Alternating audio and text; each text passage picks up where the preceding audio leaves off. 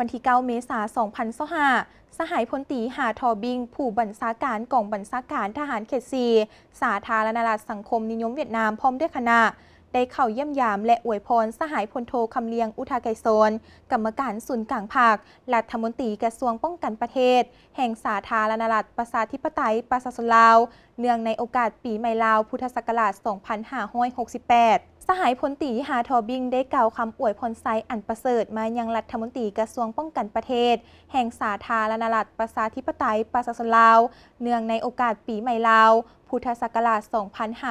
2568 จงมีความสุขมีพลานามัยแข็งแรงมีความผาสุกในหน้าที่เวียกงานอันมีเกียรติของสหายรัฐมนตรีกระทรวงป้องกันประเทศโอกาสนี้สหายพลโทคำเลียงอุทาไกโซนก็ได้แสดงความขอบใจต่อสหายพลตรีหาทอบิงพร้อมด้วยคณะที่ได้สละเวลาอันมีค่า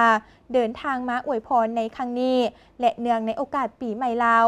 อวยพรมายังคณะกองบัญชาการทหารเขต 4 สาธารณรัฐสังคมนิยมเวียดนามพร้อมด้วยนายและพลทหารกองบัญชาการทหารเขต 4 จงมีสุขภาพเข้มแข็ง